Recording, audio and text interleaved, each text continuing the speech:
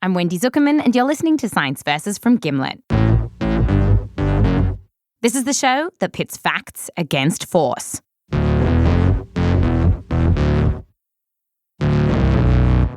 On today's show, when police kill people. And heads up, this episode has some violent descriptions and swear words, so take care when you're listening. It's been 5 years since the high-profile shootings of several unarmed black teenagers and men, which launched the Black Lives Matter movement. Black Lives Matter! Black Lives Matter! Thousands of people protested, saying cops are using unnecessary force. I can't breathe! I can't breathe! The deaths sparked national debate about what exactly was going on in police departments, with some saying this is a systemic problem, and others saying, no, that's not right. A recent Pew survey found that around 40% of the public and about 2/3 of officers interviewed thought that these deaths were just, quote, isolated incidents. This whole anti-police rhetoric is based on a lie. There is no data, there is no research that proves any of that nonsense. None. But despite this, police departments have been doing all kinds of things to respond to the deaths and the protests. Police departments are employing a new tactic, body-mounted video cameras. The Sacramento Police Department has been doing implicit bias training. Officers and recruits are required to attend an 8-hour implicit bias course. Meanwhile, it feels like we're still seeing a lot of black people being killed at the hands of police, like just a few weeks ago. Put your hands up! Show me your hands! A Tatiana Jefferson was shot in her home in Texas. Jefferson had been playing video games with her 8-year-old nephew when she was gunned down right in front of him. So, today on the show, what can new research tell us about police shootings in the US? And what can police departments be doing to save lives? Do implicit bias training or body cams actually help? When it comes to police shootings, there are a lot of opinions, but then there's science. Okay, so when you want to know the science of what is happening with all these police shootings, you have to know that we don't have good data here. There's no official database that tallies all the people in the US who were shot and killed by police. So, without official stats, media organizations like the Washington Post have started counting. And here's what they've found. About 1,000 people in the US are killed by police each year. Roughly half of those don't have a gun. And while white people do get killed by cops, you're 2 to 3 times more likely to be killed by police in the US if you're black. And every researcher that we spoke to told us that this wasn't just on the cops. So, for example, this difference is partly explained by the fact that because of the history of this country, black people are more likely to live in places with gun violence, and cops are more likely to be assigned to these neighbourhoods. So one idea here is that if a lot of cops are interacting with more black people than white people, in the rare times that cops do draw their weapons, there's a greater chance that the person on the other end of the barrel will be black. But lots of people in the US think that something else is going on here too. Racial bias or racism among cops. So how widespread is that?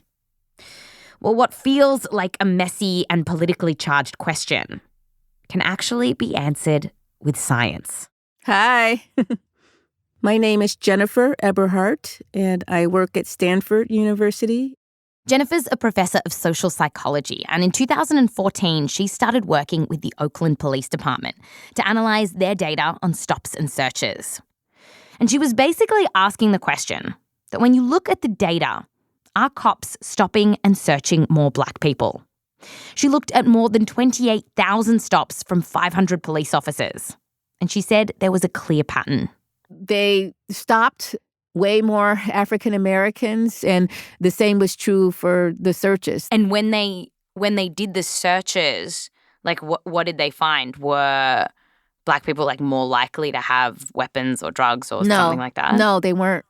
In Oakland, black men were searched 4 times more often than white men, despite the fact they were no more likely to have weapons or drugs than white guys. A similar trend was found for Latinos.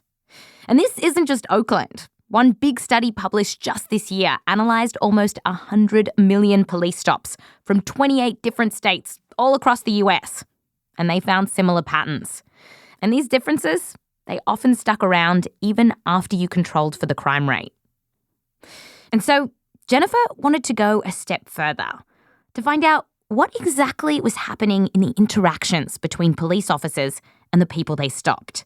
Like, besides being stopped, how were Black people being treated? And she found a cool way to study this: body cams. For the first time, we have these body-worn cameras, and we have footage where we can actually see. We can be actually at the scene, right, when this is happening. So as a social psychologist, this was just like gold, right? Oakland PD gave Jennifer their body cam footage from traffic stops. You know, when a cop stops someone for speeding or having a broken taillight. And Jennifer's team transcribed the conversations between cops and drivers for nearly 1,000 traffic stops. They then took samples and showed the transcripts to people waiting in line at the DMV, which is easily the most exciting thing to happen at a DMV for years. So they're Oakland drivers for the most part. And we had them rate the officer's language. You know, they didn't know the race of the driver at all. They would just look at a transcript. And she got them to rate the conversation to see how respectful and fair the officers were being. Now, overall, people thought the officers were generally professional. But there was a difference in how they spoke to Black versus white drivers. So they spoke to Black drivers with less respect than white drivers. And you could see this from the very beginning of the stop. It actually started in the first 5 seconds. So this was before the driver even had a chance to say a word. So with white drivers, they were more likely to greet them with sir or ma'am or Mr. But with Black drivers? They use words like bro, dude. Bro? Yeah. Oh my gosh. Yes. Yeah. The cops were also more likely to tell Black drivers to keep your hands on the wheel and were less likely to reassure the Black drivers. They would say to white drivers things like, you know, it'll be okay, don't worry, that kind of thing, which they were less inclined to do with Black drivers. I'm literally just thinking about all the times that I've been stopped by a cop, and I think they have always said, nothing to worry about here, just got to ask you some questions and then, like, be safe out there or something. You know, you always get that, I always get that, be safe out there. Jennifer is Black, by the way. So I have never been told by an officer that I was stopped by, nothing to worry about here. I have to say. She thought maybe this was just a few cops who were behaving badly. But another look at the data showed no.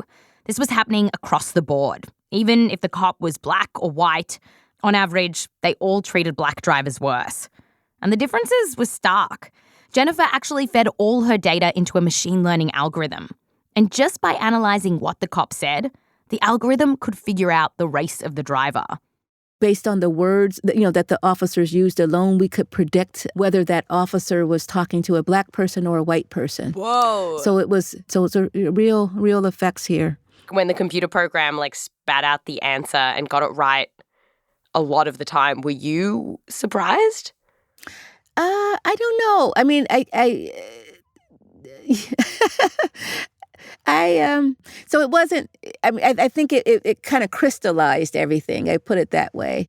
Jennifer looked at a lot of different things to try to explain what she was seeing. Like maybe the Black drivers were getting stopped for driving more dangerously, so then the cops came on strong. No, that wasn't it. She looked at gender, criminal history, location of the stop. That didn't explain it. Everything we considered, we found that it didn't make much of a difference. Of course, there is one obvious explanation here. Cops are intentionally treating Black people with less respect.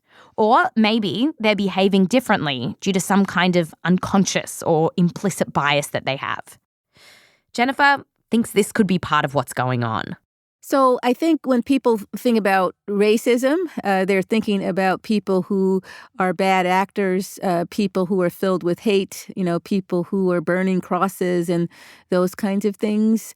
For implicit bias or this unconscious bias, it can be a bias that you have even when you don't know you have it and even when you don't have a bad heart. Scientists study this kind of bias using a test called the implicit association test. In one version, you can see pictures of black and white faces alongside weapons or harmless objects. And the test basically records how you react. It's not a perfect test, but it finds that more than 80% of police officers tested link black faces to dangerous weapons. And it's not just cops who have implicit bias. A lot of us do. It's thought we get these associations from things around us, like movies and TV. And these associations, they can form pretty quickly. Like, Jennifer told us a story about one cop she spoke to. He was new to the US, and he told Jennifer that he could feel these biases kicking in. He wasn't sort of thinking about a black person in terms of fear and threat and aggression and all of those things. But when he came here to the U.S., he was. And a lot of that he felt like came from the police work that he did, where day in and day out, he would hear blaring over the police radio, male black, male black, male black, right? And so he felt like after a while, he could feel it affecting him even when he wasn't working. And he saw a black man, he would get, worried. He would start looking for his hands. He would be on high alert. And he was saying even his friends noticed that he was changing and noticed that he was doing this and called him on it. And he could tell he had changed and he was worried about it. He could see, he could feel, this bias creeping into how he thought and how he looked at black people. So, there's evidence that cops are treating black people in America differently to white people. And while we don't have great data when it comes to police shootings, it's clear when you look at the data on stops and searches. And in Jennifer's study, it was also clear when you just looked at how police said hello. So the big question right now is, how do we fix this? Are there any scientifically backed solutions out there? Let's first take a look at implicit bias training. If we know that cops have implicit bias, then maybe the answer is giving them training to fix it. In the past decade, implicit bias training has become all the rage among police departments. Programs have popped up all across the country, from New York to Kentucky to Oregon. The Department of Justice has gone mad for them too. A couple of years ago, they announced that they're officially getting all federal law enforcement officers and prosecutors to do this kind of training. And it's a big deal. In some cases, these workshops can go for several days, and they can cost hundreds of thousands of dollars for a police department. So we wanted to know, do they work? For this, we talked to Professor Phillip Atiba Goff, who runs the Center for Policing Equity, which is based at the John Jay College of Criminal Justice in New York. Phillip works with police departments to prevent unnecessary force. He says that over the last few years, police chiefs have been calling him up left, right, and center. They came out of the woodwork. Police chiefs? Police chiefs, yeah. They were calling you to say help? Yes. Please help us make this better. This being too much force, racially disparate contact, help make our department less deadly and more fair. They came out of the woodwork asking for it. Black my whole life. Did not see it coming. And one of the things that lots of police chiefs ask Phil about is implicit bias training. So Phil told us that in these implicit bias workshops, a big thing is just to teach cops what is implicit bias and getting them to acknowledge that, like a lot of us, they have them too. And Phil says that isn't always easy. Sometimes they won't cop to it. Some folks think that it's just BS. They think that all of this is a way to call them bigots, or it's people don't understand policing. But Phil says there are ways to talk to cops to help them see implicit bias differently. Like, he told us this story of a police officer who was called into a shooting. And the first thing the officer thought was, oh, this guy will be black, maybe Latino. So he walks in, sees that there's a woman, and he's like, I gotta get this woman behind me and out. But as he's trying to make that move to get her behind him, he's realizing she's not panicked, she's not scared, she's exactly where she wants to be. This is going to be one of the shooters. So he draws on her at exactly the same time that she shoots at him. The cop survived, and the shooter was taken to hospital. For Phil, though, this shows the dangers of falling prey to your implicit biases. The implicit bias there was that shooter means male. And in this case, there was a male and a female. There was a man and a woman. And if you rely only on your implicit biases, that officer who lived to tell that story would have been dead. They understand it. And as soon as it clicks for them that it's not just gender, that it's race, that it's class, that it's neighborhood, they understand that failing to recognize it it's just a survival thing. So getting cops to understand implicit bias, that's one thing.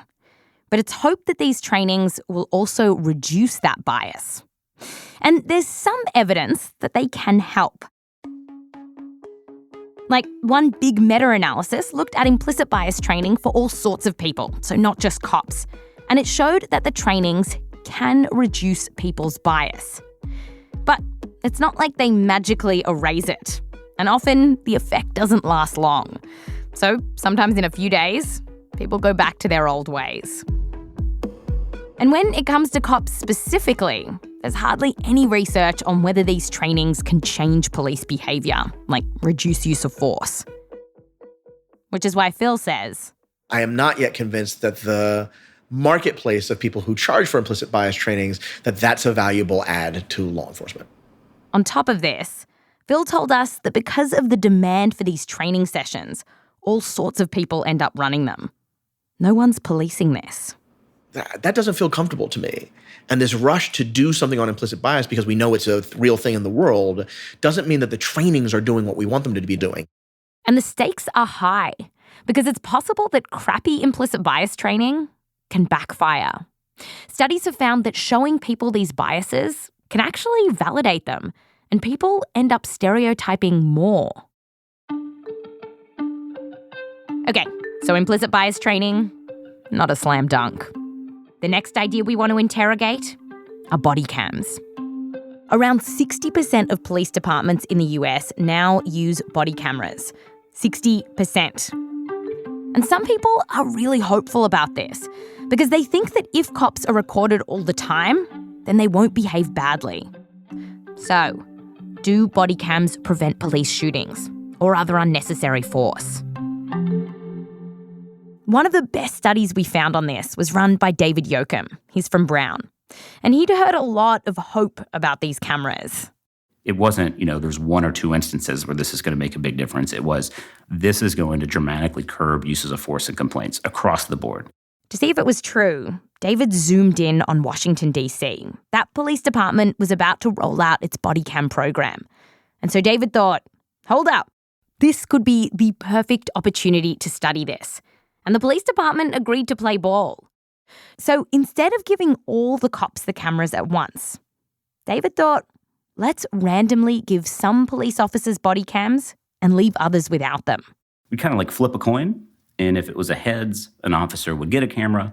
If it was a tails, an officer would not get a camera. And David's team were flipping a lot of coins. This was a big study. Just a little bit over 2,200 officers. Oh, wow. So it's a very large study. It's actually the largest in the world. They followed these officers for about 7 months, tracking citizen complaints against officers and uses of force, like any time a cop tackled someone to the ground or drew a weapon. Like, did the use of force go up? Did they go down? Did they stay the same? Did you have a hunch on what was going to happen? I really didn't. I mean, I didn't. So what did he find? The groups of officers with cameras and without cameras looked to have about the same amount of uses of force. We didn't actually detect any meaningful differences on any of the things that we measured, actually. On anything? On anything. A review paper looking at 10 other studies on body cams found the same thing. They had no effect on police using force. Now, studies like David's can't tell if body cams will affect shootings specifically, and that's because they're so rare. You'd actually need to track things for more than 7 months to get proper data on this. But still, David told us that he doesn't think body cams would have a big effect on shootings either. After all, he says there's quite a few cases where police have been filmed shooting someone unnecessarily. When you give examples like those YouTube clips that pop up where everybody has a camera out and you ask yourself, why didn't the behavior change in those moments? Like, if you really kind of slow down and think about it, it's maybe not as obvious as everybody was kind of having a first intuition on however many years ago. But David told us that even though these cameras might not reduce overall force, they may be useful in very specific circumstances, like for people to know exactly what happened when something does go wrong. If I was the emperor of the day in DC, for instance, I would not immediately turn around and say deactivate the program. But if I was in a jurisdiction that did not have a camera program, I would probably not tomorrow buy them right away. So, we've got one big problem and two strikes out. After the break, things get more complicated. But then, a breakthrough. And I'm incredibly optimistic about where we are in policing. I think it's one of the best news race stories in the country.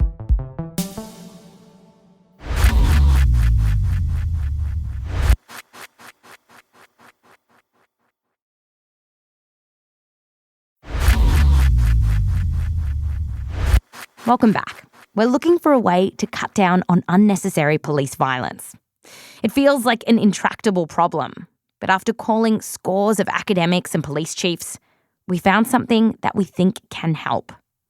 But to really understand why it might work, we need to take a closer look at what's happening in these intense situations that can lead to someone getting shot by police. So, I went to a shooting simulator in Spokane, Washington, with my producer Meryl Horn. Cops often get trained here. I ask because we have to ask everybody, any live weapons at all? No. Okay. Go on through. Wendy? No. That's Lois James, a researcher at Washington State University.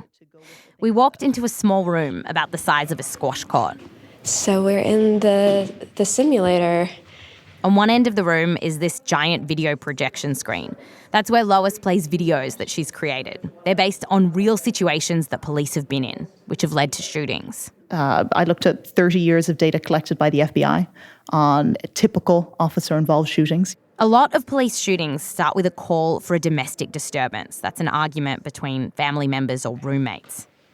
So to see what it's like to be in one of these, I strapped on a holster and was handed a gun. Lois's husband, Steve James, is a researcher too. He runs the lab. There's nothing in the magazine. And what we've done is we've screwed a laser into the barrel of this Glock. So as you pull the trigger, it fires an infrared beam. So I just need to take it out of the holster. And pull the trigger. And heads up, there's some violence in this next 40 seconds. If you'd rather skip it, do it now. All right. The simulation started. I walked into a house where a couple was fighting. I walked down a hallway and was looking down a staircase. You are not leaving this house! Police! No! Police You here! are not leaving this fucking house with my baby! Can you quiet down, please? It was kind of hard to see what was going on, and I wasn't sure if the man had a gun. Lois told me that it's important to look at a suspect's hand in case they have a weapon. Can you show me your hands? Show me your hands, sir. Sir, can you show me? Then he pulled out a gun and started shooting at me. Show me! And I shot back. After it was over, Steve showed me what happened. Look how quickly that was. You fired 6 rounds in 2.5 seconds. Wait, so after I shot him once, then I just kept shooting? Yes. You hit him 3 times in the chest. I didn't realize how quickly things can escalate in these situations. Everything happens so fast. And Steve said it's not just podcast hosts who have these reactions. We've had police officers in here triple their heart rate, standing still, even though the threat is not real. Studies of cops, trainees, and soldiers have found that in the heat of the moment, the body can be flooded with stress hormones. And this is when it's more likely that someone will make a mistake. Like in other scenarios that Lois runs, instead of a gun, someone whips out a black wallet. And a few cops, they get confused and still shoot. And Lois thinks this is what might be happening in some of the situations that we see in videos, where police kill unarmed people for seemingly no reason. In these situations where it's like, how in the world could the officer have shot in that situation? And there's footage of it where it just goes horribly wrong and it's clearly the fault of the officer. I would speculate or certainly argue that it's fear-based. What do you mean by that? The officer is not thinking. They have lost the ability. They're reacting and not thinking. What Lois and Steve's simulator tells us is that it can be very difficult to stop what's going on once you're in the heat of the moment. So we need a solution. Something that kicks in sooner, before things get this bad. To find out how this might be possible, we went back to Professor Phillip Goff, who you heard from before, talking about implicit bias training. He's got an idea that seems to be working. So, because of the... It's just a siren. I hear that, yes. That's not just tone painting for what we're doing? Well, we'll obviously have it running through the entire... But I would assume. Yeah. Okay, let's get our own siren going. So Phil told us what he thinks gives us the best chance to stop unnecessary force in policing. Okay, cut the siren. So Phil told us that we shouldn't focus on fixing what's in the minds of police officers. Instead, he says, make rules and policies that stop police officers getting into unnecessary situations where someone might get killed. I don't care that much about saving the souls of people who may or may not be engaged in racially discriminatory behaviors. I care about the behaviors. Solving the hearts and minds thing is a distraction from fixing the behaviors. So I'd much rather change policy than change your mind. And he says that finding out exactly what policies need to be changed might be different for each city. As an example, Phil told us about what happened when he got a call from the Las Vegas Police Department. There had been some high-profile shootings of unarmed men, and calls for reform were getting louder. So Phil wanted to dive into their data to find out what needed fixing. And the department was like, great, let's do this. Only problem... There were rules in Nevada about sending data from a police department. So Phil drives out to the desert to collect the files. And he figured, hey, let's have some fun with this. I was wearing a black, double-breasted, thick white pinstripe suit with a black hat and red carnations, very hot. It was the most, cloak and dagger thing I could imagine. So we rented a car. I think they also rented a car. It was 2 black cars. We put them trunk to trunk. They opened their trunk. They took out a box of papers. They put it in our trunk. Phil went back to the office, presumably still wearing his pinstriped suit. He started sifting through the data, and he was looking for patterns when cops tended to use a lot of force. I was going through the paper files, and you go through each file, you're like, it's foot pursuit, foot pursuit, foot pursuit, foot pursuit, foot pursuit. That's a lot of foot pursuits. Foot pursuits are basically when a cop has to run after someone who's running away from them. And Phil was finding that in Las Vegas, things were escalating really quickly in these pursuits. That's when police tended to use a lot of force. And Phil totally gets why. He's actually been on a few ride-alongs with cops where he was in a foot pursuit. And he said that by the time he caught up with the suspect, even nerdy, pinstripe-wearing Phil was pissed off. He was ready to beat up someone. My politics were the left of Gandhi on this stuff, and I wanted to give the guy a shot to the kidneys. Because you're hopped up on adrenaline. You're like, this bad guy is putting me in danger. Come here. So Phil told the chief, here's the rule. To help stop police force, tell your officers when you're in a foot pursuit and you catch up to a suspect. Say they're surrounded by cops, they've stopped running. Slow down. The new training actually suggested that they count to 10 before doing anything.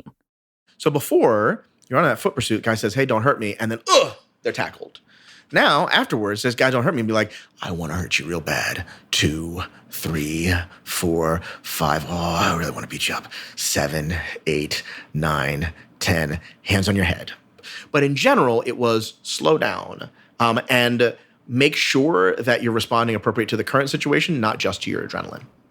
After a couple of years of these new kinds of policies, the Las Vegas Police Department checked to see if it worked. When they started training their officers to do that, the following year, they saw a 23% reduction in police use of force across the board. 23%. So that's almost a quarter less use of force incidents. And that included large drops in the use of pepper spray, tasers, and handcuffs. A lieutenant from Las Vegas PD actually came to work for Phil. And he told him, hey, that stuff you guys did, it really worked. And that was exciting to us. We're like, oh, hey, that stuff we thought worked. It worked. Phil's ideas are part of a larger strategy that's sometimes called de-escalation. And it's basically bringing in a raft of rules and trainings and policies that slow things down so that a situation doesn't escalate. It can include stuff like the foot pursuit policy, but also telling officers to calmly talk to a suspect or to not use force at all if someone isn't posing a physical threat. And while it's early days here, police reports from this year suggest that this approach is also working in San Francisco, Seattle, and New Orleans. In fact, in New Orleans, their department credits de-escalation training for lowering police shootings since 2012. Now, some officers that we spoke to, though, were concerned that by not being allowed to use as much force, they couldn't do their jobs properly. They'd be put at risk and crime would go up. Is that true? Well, it's actually very rare for an officer to die on the job. You're more likely to die as a roofer or a fisherman. But injuries are pretty common. So would they go up? We're not actually sure. In one city, there was an uptick in police hospitalisations after these policies kicked in. But it could have been because the department changed how those cases were reported. In other cities, these policies didn't affect officer injuries. And we do know that similar changes in the past have actually made things safer for cops. So in the 1970s, 50 cities all across the US put tighter rules around when cops could shoot people. And this was linked to a huge drop in shootings of both civilians and cops. And Phil says this makes sense. De-escalating situations could work for everyone. Think about it. If you and I are having a disagreement and you think you can take me, one of us is going to go home hurt. And it might be me, right? But if nobody has to fight, everybody goes home happy. And what about crime? Are these policies affecting the crime rate? Well, crime goes up and down for all sorts of reasons that science doesn't fully understand. Seriously, it's kind of a huge mystery. So far, though, these policies aren't affecting crime in any consistent way. So all in all, Phil is pretty optimistic. So, people are surprised. I don't sound like an optimistic guy in general, but I'm incredibly optimistic about where we are in policing. I think it's one of the best news race stories in the country. I don't believe that the arc of the moral universe is just born that way. I think we have to bend it ourselves, but I think we're going to win, right? I think we're going to win. So when it comes to police shootings, what do we know? Police in the US do treat black people differently from white people. While we don't have lots of good data on police shootings, these differences are really stark when you look at the data in stops and searches. So far, implicit bias training and police body cams aren't the silver bullet that many had hoped for. What is emerging as a breakthrough here, though, something that could really help, is making clear rules and policies that tell cops when they should and shouldn't use force, and encouraging them to de-escalate situations. For now, this idea really does seem to be helping. That's Science Versus. Hello, hello, hello. Hello. Hi, Meryl, producer at Science Versus. Hey, Wendy. How many citations in this week's episode? This week we have 120 citations. 120. And if people want to see these citations, where should they go? They can head to our website and follow the links to the transcript. And they're also in the show notes? Yes, they're also in the show notes. Thanks, Meryl. Thanks, Wendy.